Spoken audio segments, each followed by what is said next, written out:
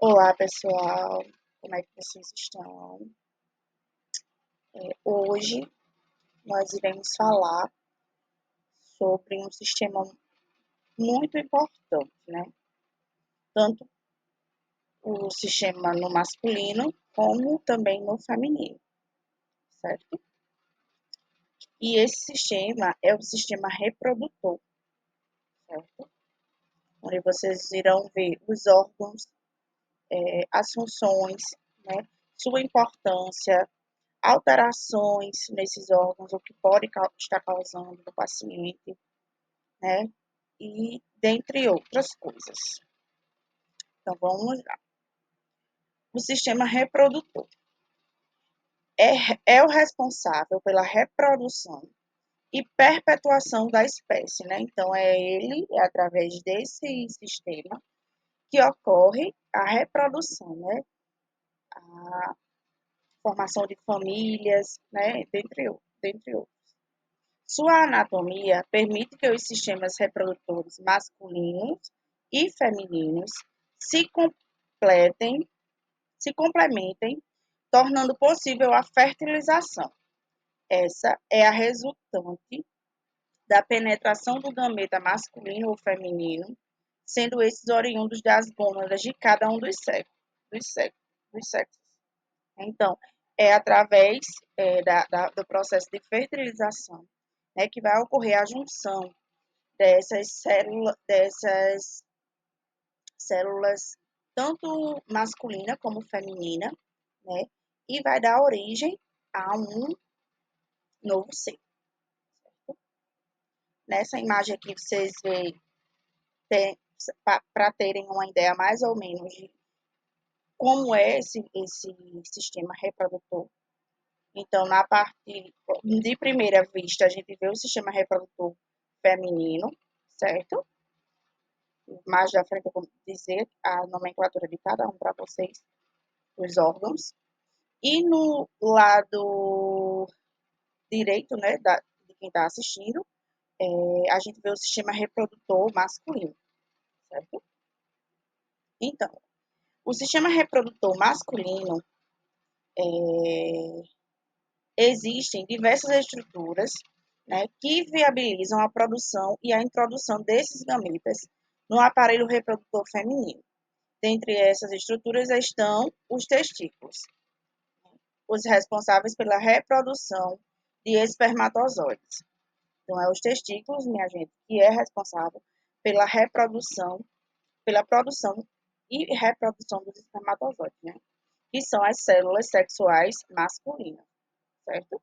Os ductos que armazenam, nutrem e transportam os gametas, as glândulas que produzem substâncias que complementam o sêmen e o pênis que exterioriza e inocula o sêmen no sistema reprodutor feminino, certo?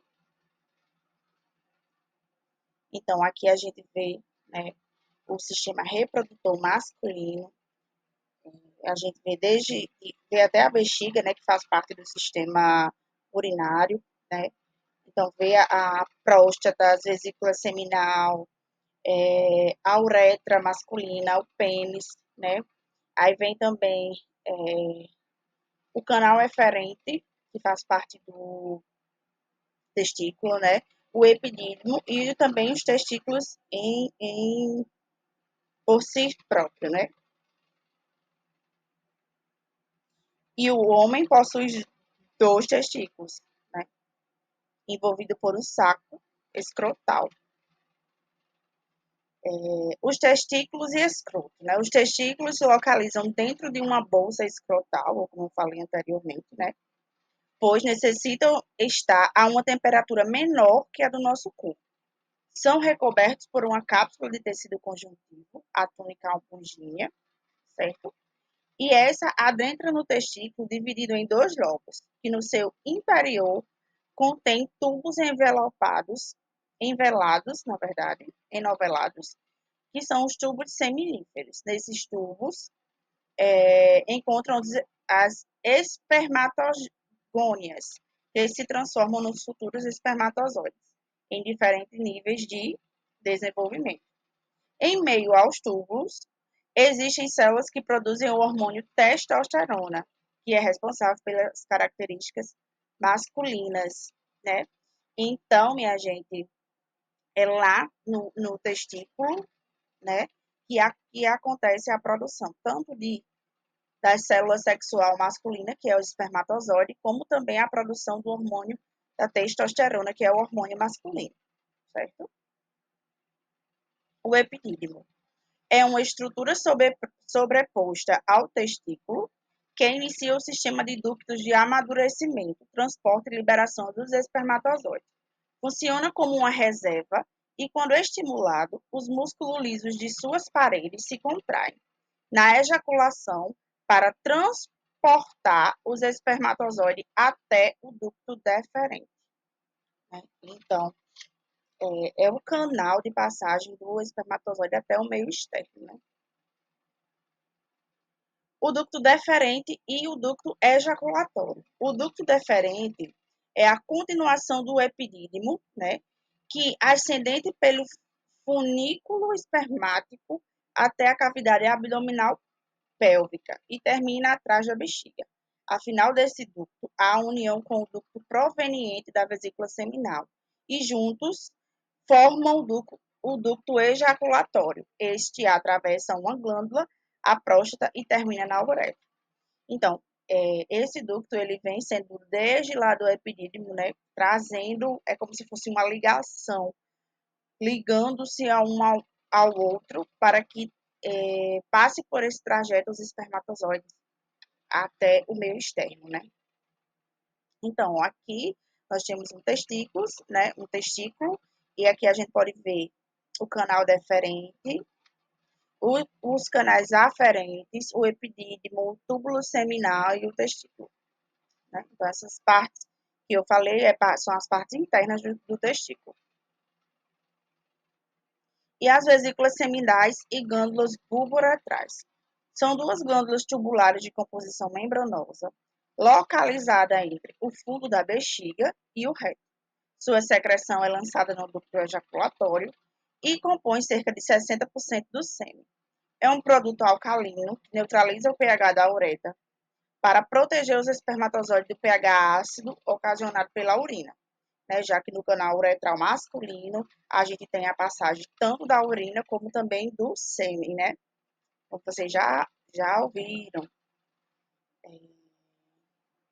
As glândulas bulboretrais são duas glândulas pequenas e arredondadas e estão localizadas abaixo da próstata.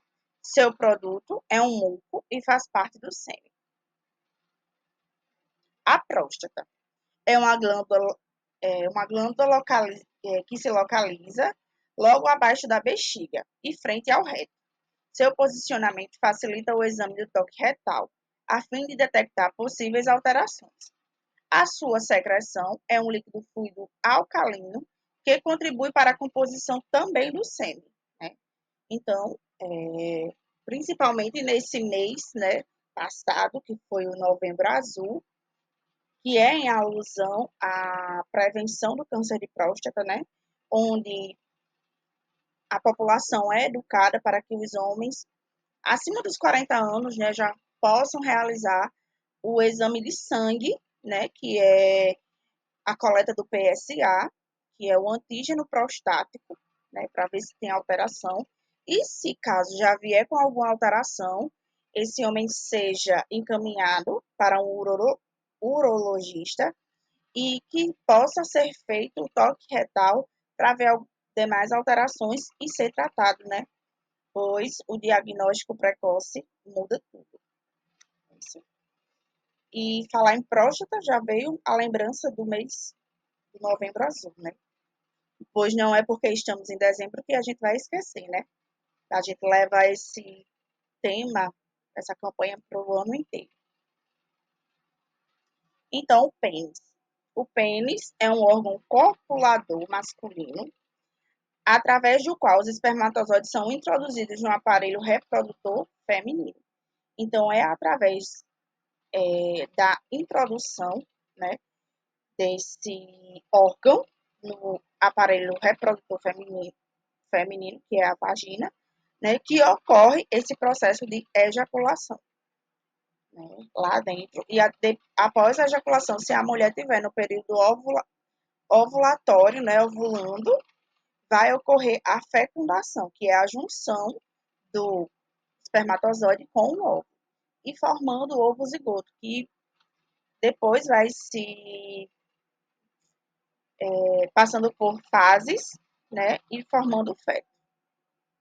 Então, o pênis é um órgão externo e ereto, porque tem a capacidade de encher-se e se esvaziar de sangue.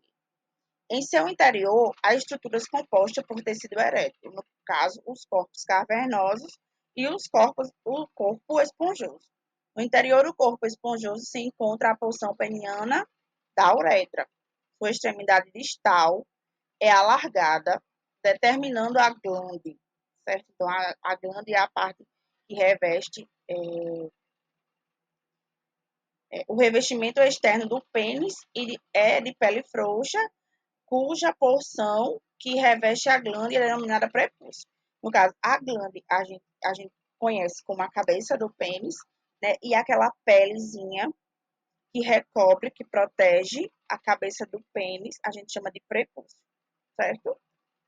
Só para vocês entenderem melhor. E essa parte do sangue do pênis tá erétil é no ato da relação, né? Onde são estimulados os hormônios masculinos, né? E também a circulação sanguínea naquele determinado órgão. É isso que faz o pênis ficar erétil, né?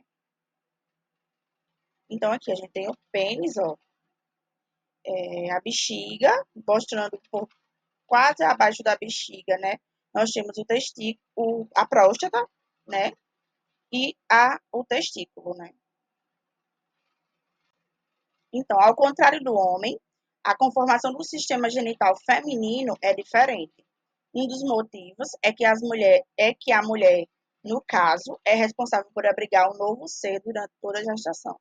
Portanto, seus órgãos se desenvolveram para desempenhar essas funções. Então, a diferença, além dos órgãos, né, é que a mulher ela pode abrigar dentro de si, durante 9 meses, um novo ser. Então, o aparelho genital feminino também é formado por órgãos, né? Os órgãos internos são a vagina, os ovários, as tubas uterinas e o útero, certo? Os órgãos externos é o monte púbico, que é também conhecido como monte de Vênus, a vulva, grandes lábios, pequenos lábios e o clítoris. Aqui a gente vê nessa imagem, ó, o útero, né, bem na parte do meio, bem vermelhinho. As tubas uterinas são o que liga o útero aos ovários, certo? O endométrio, né, que faz parte do colo do corpo, da vaginal, e a vagina, certo? A vagina. É um tubo músculo membranáceo mediano que superiormente insere-se no contorno da parte média da cervix, do útero e para baixo atravessa o diafragma urogenital para se abrir no pudendo feminino, cujo orifício chama-se diósteo da vagina. As suas funções são servir como órgão de cópula, canal de parto e via de excreção do fluxo menstrual, né? A parte praticamente externa da bexiga, né? Da vagina, perdoe.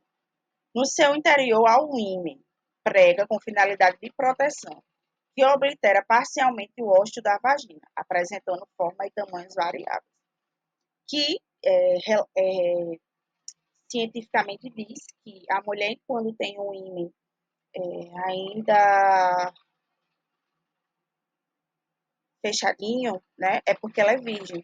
E quando a mulher já tem, uma relação sexual ou é ativa sexualmente, esse ímã ele já tem uma abertura, né? Então, muita gente taxa por esse lado do ímã.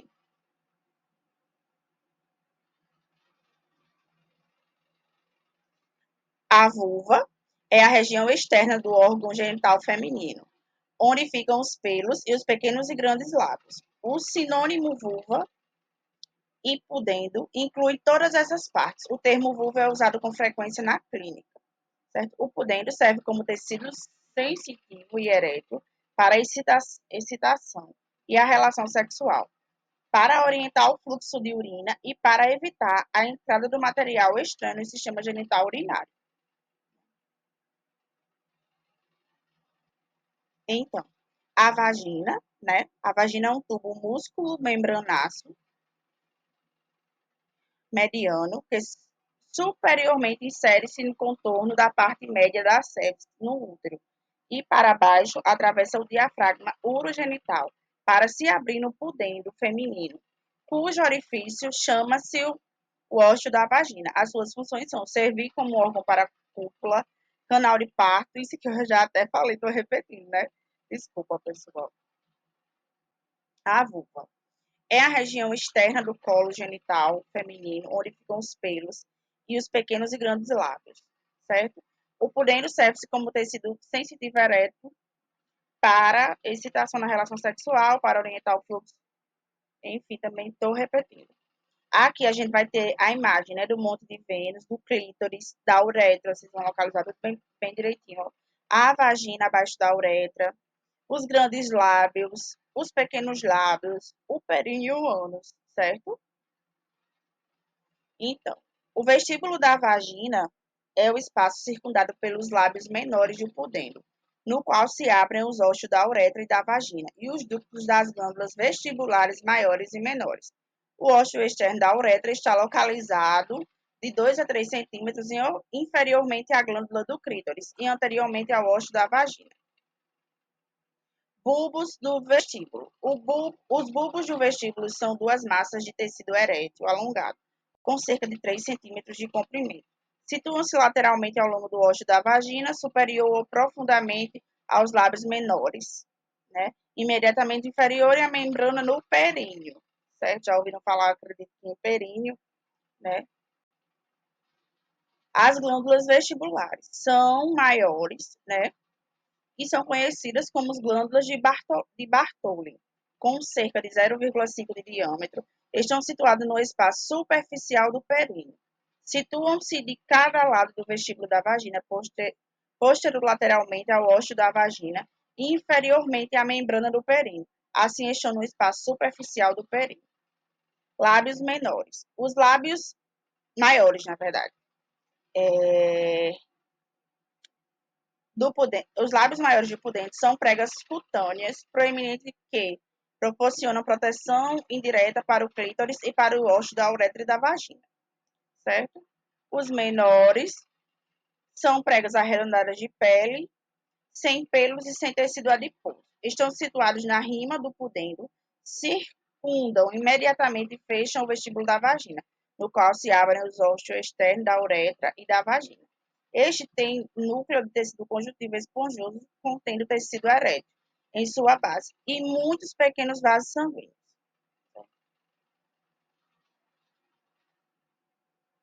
Aqui também é praticamente aquela mesma imagem, né? O clítoris. O clítoris é um órgão erétil localizado no ponto de encontro dos lábios menores do pudendo ou anteriormente. Consiste em uma raiz em um pequeno corpo cilíndrico, formado por dois ramos, dois corpos cavernosos e a glândula do clítoris. Os ramos fixam-se aos ramos inferiores do pubis e à membrana do períneo, profundamente aos lábios do pudendo. O corpo do clítoris é coberto por prepúcio, certo? Junto, o corpo e a glândula do clítoris têm cerca de 2 centímetros de comprimento e 1 centímetro de diâmetro.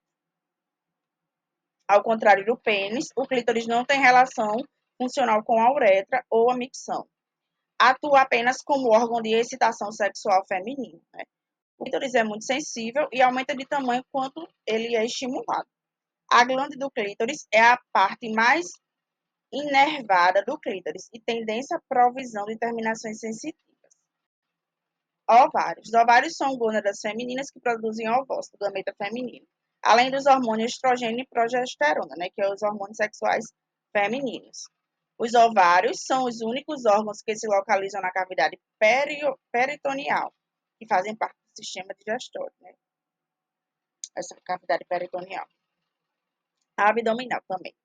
Em mulheres que nunca tiveram filho, os ovários tinham formato de ovalado e medem cerca de 3 centímetros de comprimento, 1,5 centímetros de largura e 1 de espessura. Estão localizados um em cada lado, próximo à parede lateral da pelve, menor em um recesso chamado de fossa ovariana, certo?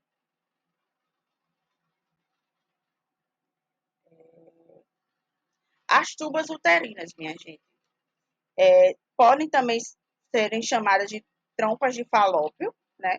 Medem cerca de 10 centímetros cada uma e estende-se lateralmente do útero até os ovários. Ao contrário do que se pensa, as tubas uterinas não são uma parte do útero, e sim um órgão à parte, como funções e características bastante diferentes deste outro órgão, certo? Então, quando a mulher ela faz esterectomia, né, a interrupção, né, corta essas tubas uterinas para que não ocorra mais a passagem do óvulo lá do ovário para o útero, certo?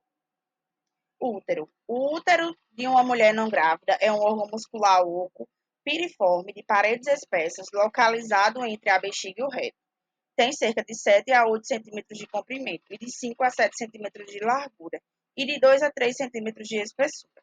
O útero geralmente projeta-se para cima e para a frente, sobre a bexiga urinária. Durante a gravidez, o útero aumenta consideravelmente seu tamanho para acomodar o feto. As partes do útero são corpo do útero, colo do útero ou cervix do útero, né?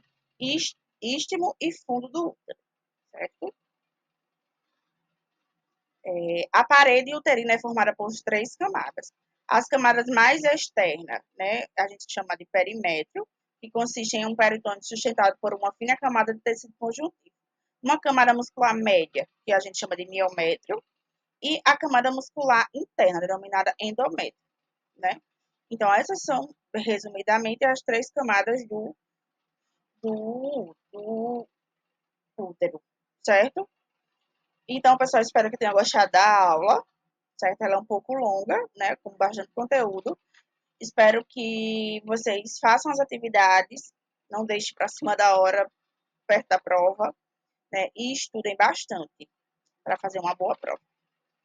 Então, até a próxima videoaula.